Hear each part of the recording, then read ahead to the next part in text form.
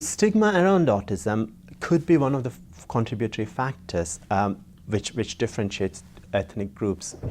But again, when you look at Asian communities where there's low incidence of autism, people are identified less often compared to Afro-Caribbean backgrounds, some of the stigma issues are really still the same.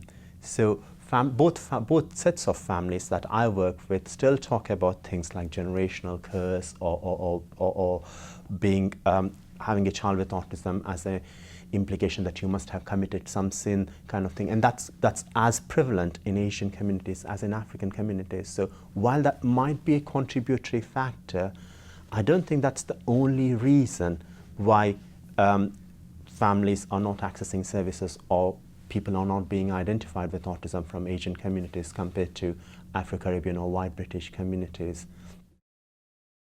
A lot of my work has been around Asian and African communities in the UK, I suppose, and eye contact has been a big issue because, as probably people from those backgrounds understand, giving eye contact to an adult or to somebody in authority is considered as extremely rude in those cultures. So children are actively taught not to give eye contact because giving eye contact is almost challenging somebody. So you are supposed to look down or avoid eye contact.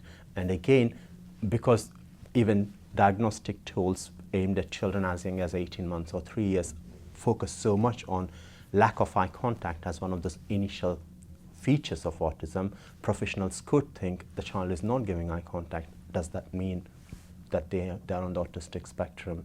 So I think some of these features are based on what are the norms for Western children and perhaps are not always as transferable for children or young people coming from different parts of the world.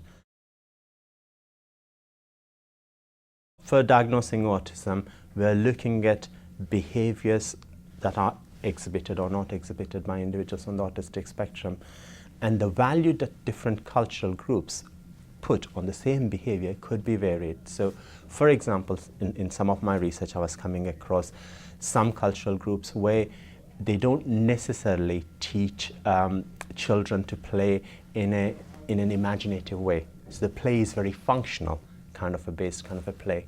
Now if a child like that comes to a professional in West who might be seeing from the prism of autism, that would immediately ring alarm bells because you start thinking this child is not showing imaginative play skills, one of the core difficulties with autism, and therefore this person could be on the autistic spectrum.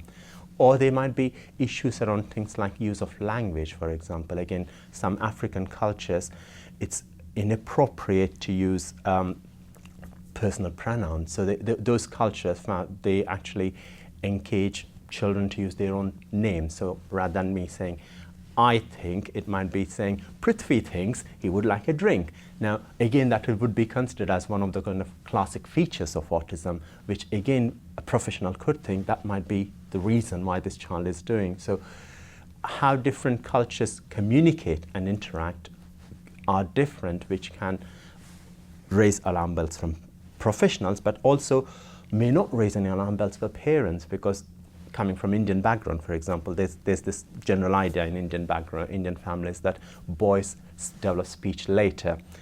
So if a child is not developing speech and happens to be male, probably parents from India won't be concerned, even if they are 3 or 4, as I know from some personal cases, whereas there might be a genuine speech issue or even autism, for example, but they are not seeking support.